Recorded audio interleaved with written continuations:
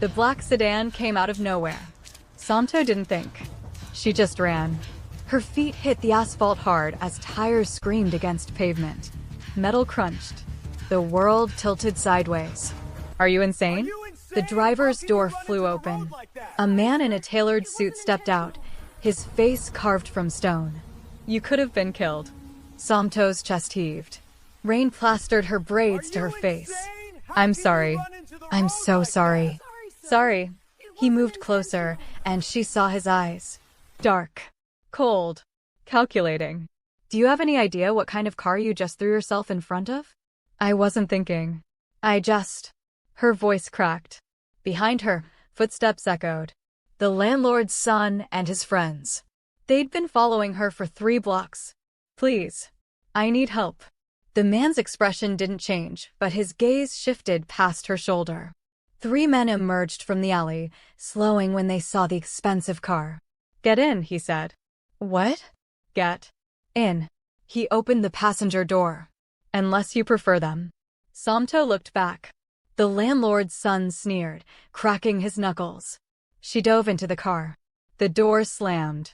The engine purred to life. Through the window, she watched the men fade into the rain. Thank you. She was shaking. I don't know how to. Where do you live? I don't. Not anymore. They evicted me this morning. He glanced at her. Really looked. Saw the plastic bag clutching everything she owned. The acceptance letter from Seoul National University peeking out. The desperation. Korean University, he said. You're a student. Was. My visa expires in 40 days. I can't pay tuition. Can't pay rent. Can't. She stopped. Why was she telling this stranger her life? Can you just drop me at the subway? No. Excuse me. He pulled into an underground garage. Sleek. Expensive. Nothing like anywhere she'd ever been. I have a proposition for you. Somto's hand found the door handle. I'm not that kind of desperate. Not that kind of proposition. He turned off the engine. My name is Shin Yuseong. I need a wife. You need money and legal status. We can help each other. The silence stretched. Rain drummed on the garage ceiling. You're crazy, Somto said. Practical. He pulled out a business card. CEO, Shin Corporation. I have enemies. Family who want what's mine. They're spreading rumors to destroy my reputation. The board wants stability. A wife. I need one in 60 days or I lose everything. And I'm supposed to be that wife? You're desperate. I'm desperate. We make a deal. 18 months. I pay your tuition, housing, give you allowance. You attend events, play the role. After the contract ends, you walk away with enough money to start your career. Clean divorce. No complications. Somto stared at him. This man with his perfect suit and empty eyes. Why me? Because you have everything to lose and nothing to leverage against me. Because you're clearly intelligent if you got into Seoul National. Because you jumped in front of my car, which means you're either brave or reckless. I need both. He met her gaze. This is a business transaction.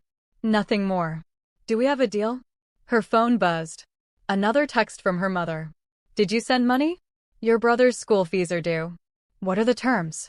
Somto heard herself ask. Hello, beautiful people. Welcome back to the channel. If you're new here, hit that subscribe button because you won't want to miss what happens next. Drop a like if you're already hooked, and comment below where you're watching from and what time it is for you right now. Trust me, this story gets wild. Now, let's get back to it. 3 days later, Somto signed the contract in a lawyer's office that smelled like old money and new secrets. Shin Yuseong barely looked at her. Just slid the papers across mahogany and waited. Separate bedrooms, Somto read aloud. No physical relationship required. Public affection mandatory at events. Duration, 18 months. Financial compensation. Her eyes widened. This is more than I asked for. I pay for quality work. His pen tapped the signature line. This is work. Don't forget that. I won't forget what this is, Mr. Shin. Yuseong. We're about to be married. First names. Fine. Yuseong. The name felt strange on her tongue. Foreign. I have conditions too. I continue my studies. I work if I want. You don't control my life outside of public appearances. And my family never knows this is fake. Agreed. He signed his name with brutal efficiency. One more thing. Don't fall in love with me. That's not part of the deal. Somto almost laughed. This man with his ice-cold demeanor thought she'd fall for him? Trust me. That won't be a problem. The wedding happened on a Tuesday. City Hall. No guests except the lawyer and a photographer hired to document proof. The judge's words blurred together. Somto wore a simple white dress she'd bought at a department store. Yuseong wore the same suit he'd worn when she jumped in front of his car. Yume kissed the bride. Their first kiss was mechanical. A brush of lips that meant nothing. The photographer's flash went off. Evidence captured. The judge handed them a certificate that felt heavier than it should. Congratulations, the lawyer said, though his tone suggested otherwise. Outside, rain had stopped. Seoul stretched before them, glass and steel and possibility. The press release goes out tonight, Yuseong said, checking his phone. Be prepared for attention.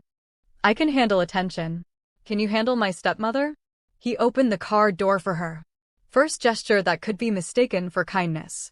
Diane Shin. She'll come after you. Try to break you. Why would she do that? Because I exist. He started the engine. Because my father married her after my mother died and she brought her son Marcus into our lives. Because they want the company. And now you're in the way. Somto watched the city lights blur past. What have I agreed to? Survival, Yuseong said. For both of us. The penthouse was everything Somto expected and nothing she wanted. Sterile. White walls. Glass everywhere. The kind of place that echoed with loneliness. Your room. Yuseong opened a door to a bedroom larger than her entire previous apartment. Mine is at the end of the hall. Kitchen is stocked. Cleaners come Tuesdays. Don't touch anything in my office. Anything else, Your Majesty? He almost smiled. Almost. The rules. In public, we're madly in love. Newlyweds. Can't keep our hands off each other. In private, we're strangers. Professional courtesy. Nothing more. Got it. Fake love, real distance. Exactly. He loosened his tie. First sign of humanity she'd seen. I leave at 6 a.m. Return around 11 p.m. We won't see each other much. Perfect. But it wasn't perfect. That first night, Somto lay in a bed too soft, in a room too big, in a life too strange. Through the walls, she heard nothing. No movement. No sound. Just silence pressing down like a weight. Her phone lit up. Her mother's face. She answered. Somto, you got married without telling us. The news had traveled fast. Mama, Who is this man? This Korean? What about your studies? He supports my studies. He's good to me. The lies came easier than they should. Her mother's joy. Her father's cautious approval. Her siblings' excitement. All built on fiction. When she hung up, the guilt sat heavy in her stomach. But what choice did she have? Tell them the truth? That their eldest daughter sold herself into a contract marriage? That everything they sacrificed meant nothing without this lie? The first month was exactly as promised. Distance. Silence. Ships passing in an expensive hallway. Somto woke to find Yuseong already gone. Coffee made, but nobody to share it with. She went to classes, studied in the library, came home to an empty penthouse. Sometimes she'd find notes. Brief. Functional. _investor dinner Thursday. Wear something formal. Car picks you up at 7. _. Board meeting Saturday. Need you there. Look happy. _. Gala next week. Stylist coming Monday. _. Never how are you or did you eat or anything resembling human warmth. Just instructions. Somto told herself this was easier. No messy feelings.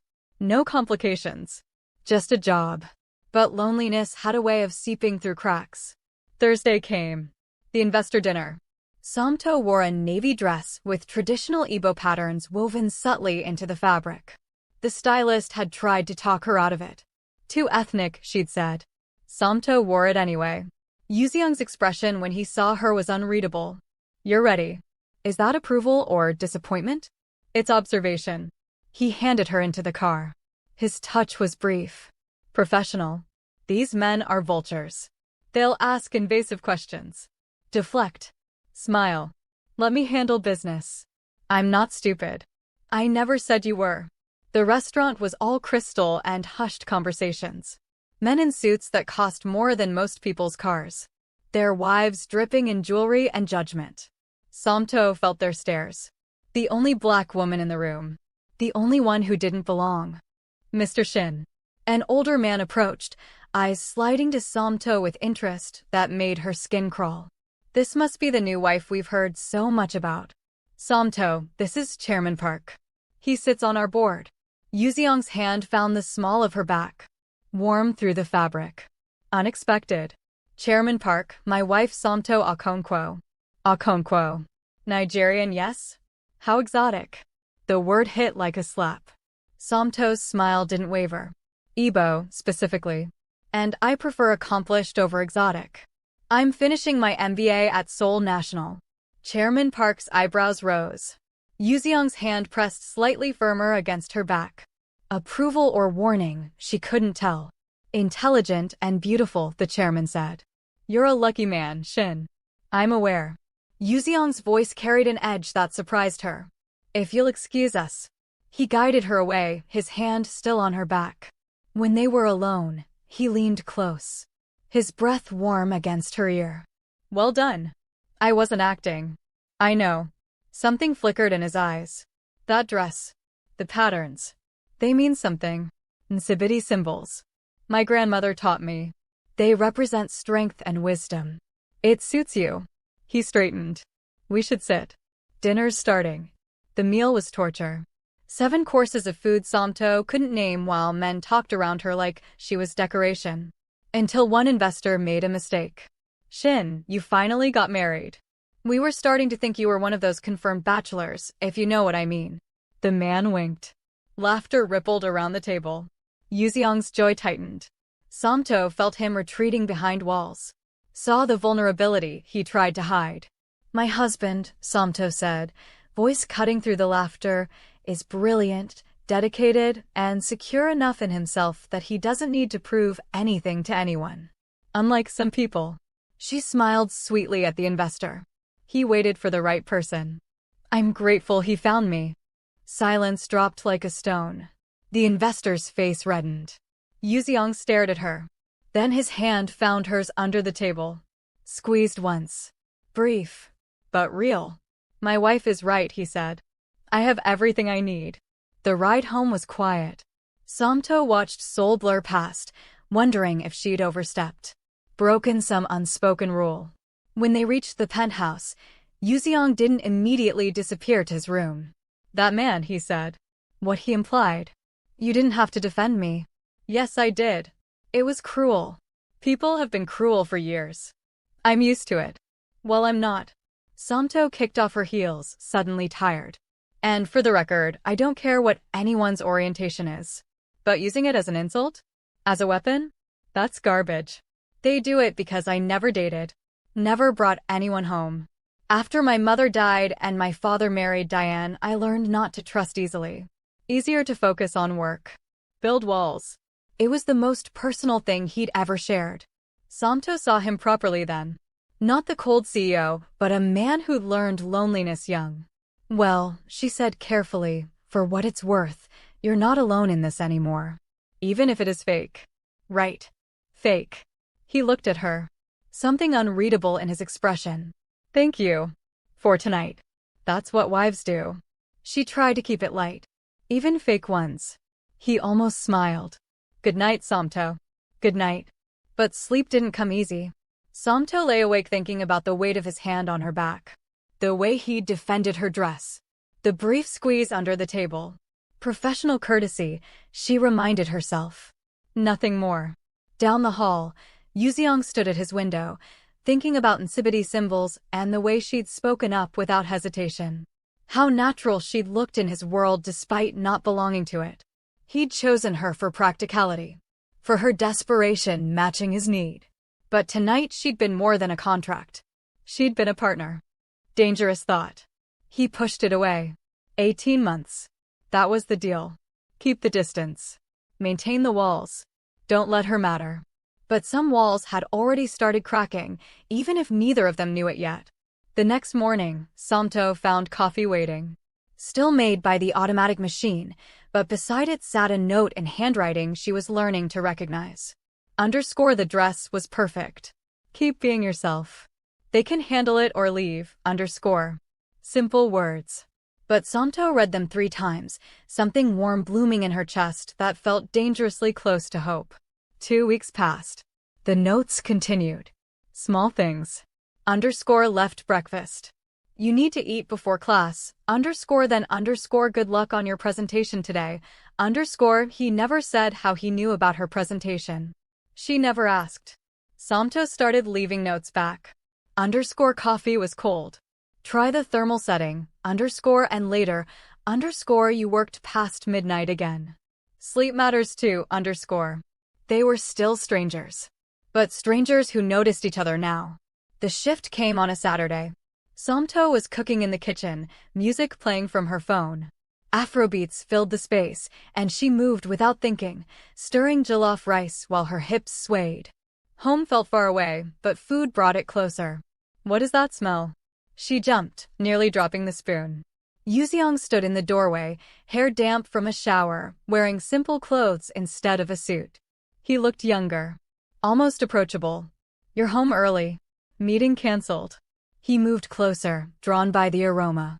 What are you making? Jollof rice. Plantains. Pepper soup. She watched his face. Have you eaten today? I had coffee. That's not food. She pulled out another plate without asking. Sit. I don't want to intrude. You live here. It's not intruding. She dished food, the rice bright red with tomatoes and spices. Set it before him with fried plantains on the side. Try it. Yuseong picked up the fork. Hesitated. Took a bite. His eyes widened slightly. This is. If you say exotic, I'm taking it back. Incredible. He took another bite. Then another. When did you learn to cook like this? My grandmother. She said a woman who can't feed herself can't feed her dreams. Somto sat across from him with her own plate. Food is love in Igbo culture. It's how we connect. They ate in silence, but it felt different from the usual quiet. Comfortable. Like 2 people sharing a meal instead of 2 strangers avoiding each other. Your family, Yuseong said eventually. You miss them. Every single day. Somto pushed rice around her plate. My mother calls every Sunday. Asks about you. About us. I lie every time. What do you tell her? That you're kind. That you work hard. That you make me happy. She met his eyes. All lies except the working hard part. I'm not unkind. You're not anything. That's the problem. The words came out sharper than intended. You're polite. Professional. But I don't know you. After 6 weeks of marriage, I know nothing about you except you hate mornings and drink too much coffee. Yuseong set down his fork. What do you want to know? Anything real. Anything that makes you human. He was quiet so long she thought he wouldn't answer. Then he spoke, voice low. My mother loved music. She played piano every evening. After she died, my father couldn't handle hearing it. He met Diane at a business conference 6 months later. Married her within the year. She moved in with Marcus, and suddenly my home wasn't mine anymore. They wanted the company. My father was too grief-stricken to see it. I learned to be invisible. To not need anything. To build walls so high nobody could hurt me again. Somto's throat tightened. I'm sorry. Don't be. It made me strong. Made me this. He gestured at the penthouse. Success doesn't require softness. Maybe not. But life does. His eyes found hers. Something passed between them. Understanding maybe. Recognition of shared loneliness. Your turn, he said. Tell me something real. Somto thought about deflecting. Keeping her walls intact too. But his honesty deserved honesty back. I'm the eldest of 5. My whole village pooled money to send me to university. Every single person sacrificed something. When I couldn't afford to continue, when my visa was expiring, I felt like I was failing everyone who believed in me. That's why I agreed to this. Not just for me. For all of them. That's a heavy burden. So is yours. She stood, started clearing plates. Maybe that's why this works. We both understand the weight. Yuseong helped without being asked. They moved around the kitchen together, a dance of proximity and careful distance. When they finished, he didn't immediately disappear. Thank you, he said. For dinner. For telling me. Thank you for actually being here. Something shifted in his expression. I could be here more. If you want. I'd like that. That night, instead of retreating to separate corners, they sat in the living room. Yuseong on the couch with his laptop, Somto in the chair with her textbooks. Not talking. Just existing in the same space. It felt like progress. The weeks that followed brought more changes. Subtle ones. Yuseong started coming home for dinner. Not every night, but some nights. Somto would cook, he would clean. They'd talk about safe things. Her classes. His projects. The weather. Surface conversations that slowly went deeper. She learned he played piano still, late at night when he thought she was asleep. Learned he took calls from his father every Wednesday, speaking softly in Korean about the company and nothing personal. Learned he had nightmares sometimes and would pace the penthouse at 3 a.m. trying to outrun whatever haunted him. He learned she video called her family every Sunday without fail. Learned she studied best in the morning with tea and silence. Learned she hummed when she cooked, sang softly in Igbo, and her whole face changed when she laughed. Neither acknowledged how much they were learning. How the distance was shrinking. Then came the night everything shifted. Somto was studying late, struggling with financial derivatives that refused to make sense. Frustration built until she was muttering in Igbo, cursing the textbook and her own stupidity. What are you working on? She looked up. Yuseong stood there in pajama pants and a t-shirt, looking more relaxed than she'd ever seen him. Derivatives. They make no sense. Let me see. He sat beside her. Close enough she could smell his soap. Clean and simple. Here. Think of it like this. He explained clearly, breaking down complex concepts into understandable pieces. His hand moved across her notes, pointing and circling.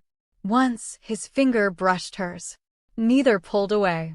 You're good at this, Somto said when she finally understood. I like teaching. Never get to any more. You should. She turned to thank him properly.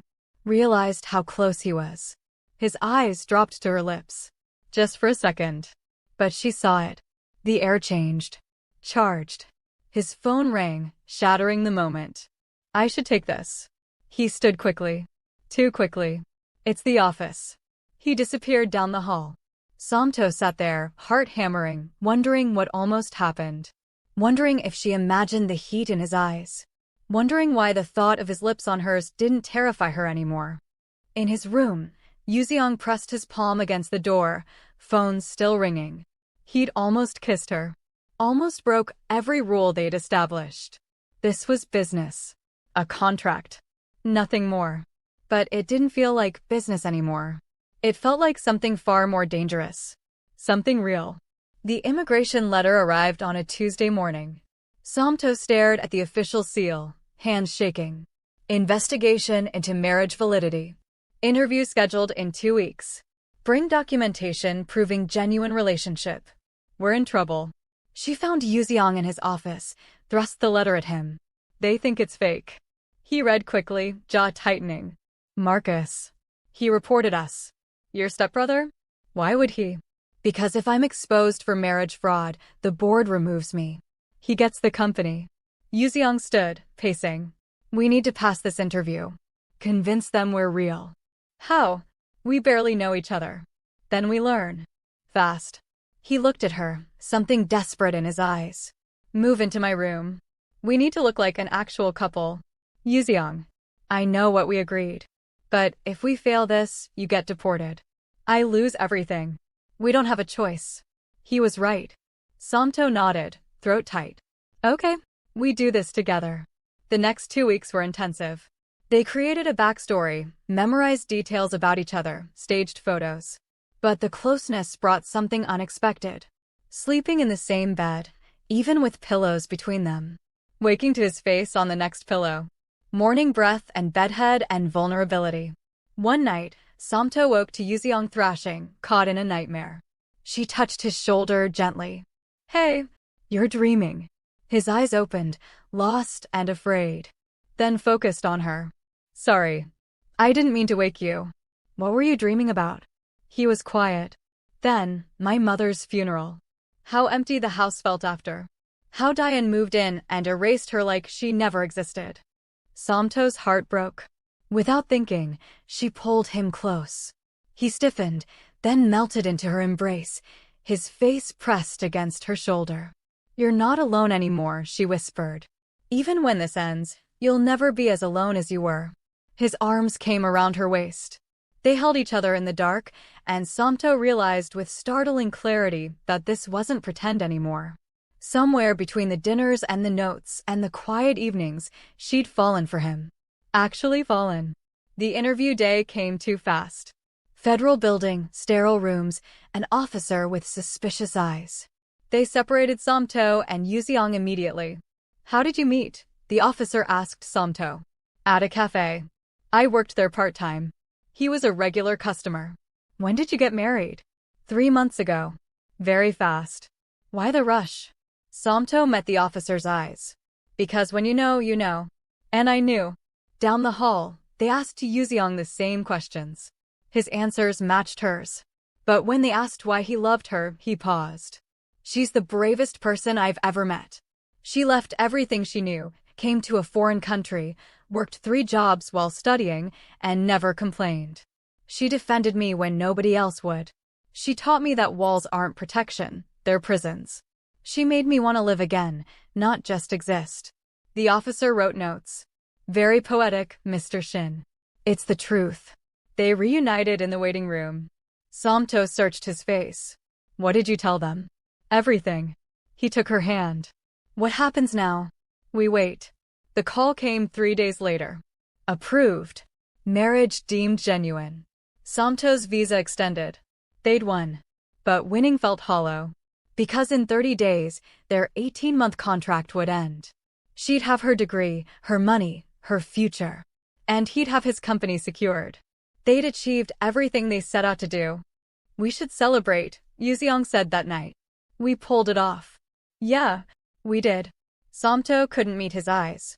18 months. Time flies. Somto. He moved closer. What if we didn't end it? Her heart stopped. What?